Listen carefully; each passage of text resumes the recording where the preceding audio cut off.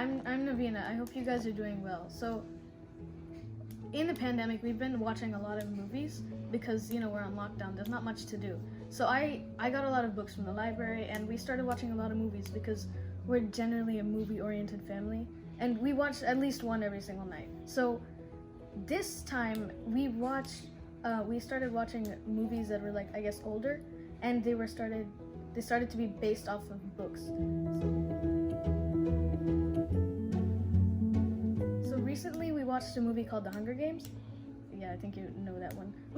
But so it was made a while ago, but I wanted to do a review about it because I read the book recently too, and while I was watching, I could see the similarities and differences between the two, and I thought it was really cool, and I thought I wanted to talk about it, so here we are. Okay, before I continue, I want to warn you that there will be spoilers, so make sure to watch the movie or read the book or do both. I recommend doing both before watching the rest of this review. So, the main idea of the Hunger Games is, okay, there are 12 districts and there's a capital, and each year there's the Hunger Games, which is where 2 people from each district are chosen to fight to the death in an arena. Whoever wins is the winning tribute, and they get to live the rest of their lives in riches like that. So that's basically the main idea. So I wanted to start talking first about what they did really well in the movies. So this review will be kind of short because I couldn't really find too many flaws in the movies. I found a lot of similarities, and that was really good.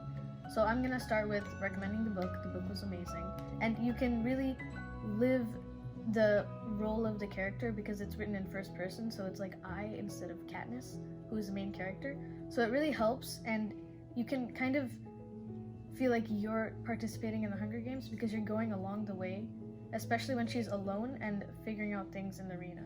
So what they did really well in the movies, here's what they did really well. So the reaping scene was like perfect, exactly how I imagined it in the book, whenever they chose the tributes from each district. And the actors for Effie and Haymitch, Effie Trinket and Haymitch Abernathy, they were really good at their roles, and I think they did exceptional, and they really kind of lived their roles. So also the next part, I thought the movie, the people who made the movie, they did really good with portraying the capital. So the capital is a place of weird people. They don't have to be part of the Hunger Games, but they're the ones who watch them and they enjoy them, unlike the rest of the districts. So the capital is portrayed very well because they're weird people. They have different styles, like they have surgically implanted whiskers, or they painted their faces to look like tigers or lions or something like that. But whenever they first showed the capital, and it was the first scene, when Katniss and Peeta, the 2 tributes from District 12, saw the capital first, it was very good because they were cheering and kind of crazy looking, if that makes sense. So the Hob and the Scene, which were parts of District 12, they were also really good, like the capital. Like the Hob was the black market, the place where there would be illegal trading, and they did that really good. And the Scene was the part of District 12 that was poor people, and they also did that really good. So when Katniss was allowed visiting like 1 hour to say goodbye to all of her family and friends after she was nominated to be tribute, it was very natural.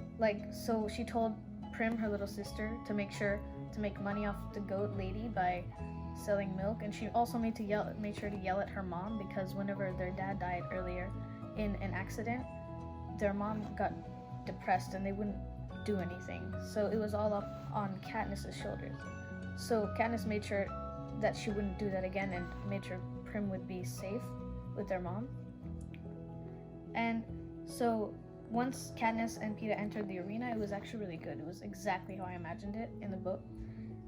Well, there was one little problem, but I'll get to that later. And the music that really made me happy. The music was very good.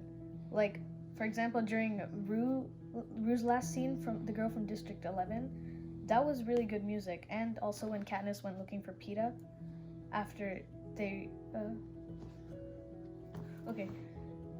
so the music was really good during Rue's last scene and when Katniss went looking for Peeta. So when Katniss wanted to retrieve the backpack with Peeta's medicine near the cornucopia, it was really suspenseful, and it reminded me a lot of the book because it was a lot like it, and I think they really did good to capture the moment. And when she had an encounter with Thresh, the other guy from District 11, it was like surprising to the audience, I guess. I mean, I already knew what would happen, but it was still surprising because Thresh let her go and didn't kill her because she took care of Rue while she was alive. Okay. These points are only a few of the very good points of the whole movie in general, but I think if I said every good point, then it'd probably be a really long review. So I'm gonna get to what could have been better.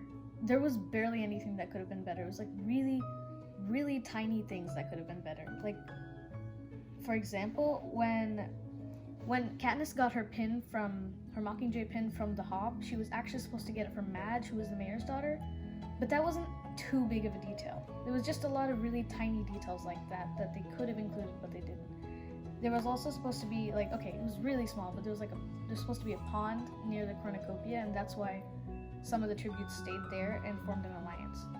And so again, it was really small. So Katniss was supposed to yell Peeta's name whenever they said there could be 2 winners of the same district, from the same district, and also it was just really, really tiny things. Also, the mutts at the end, they were supposed to be based off the fallen tributes. Like, so for example, one of the mutts would look like Rue.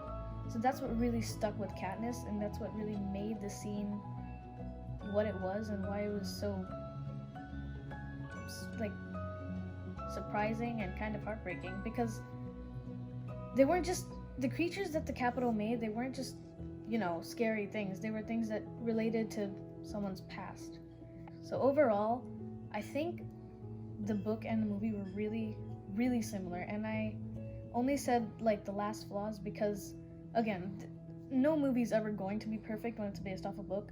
You can't get every single detail, or else the movie will be really long, and it probably would get boring, because reading a book is a different sensation from watching a movie. Because when you read a book, you have to think about it, and you watch a movie, you don't have to think, you have to watch and I guess process. It's different. But I think they did really good, and it was really similar to what I was imagining, and I'm kind of proud that they did that. So this is my first time doing an actual review, and I actually had a lot of fun doing it, and I plan on doing it for the 2nd, 3rd, and 4th movies of the Hunger Games series. And please tell me if I have any flaws, so I can change that, and I can become better and improve my ways of telling the review. And if you want to say it like now, you can go ahead and comment in the section below. Please like, share, comment, and subscribe. I hope you have a happy new year. Bye.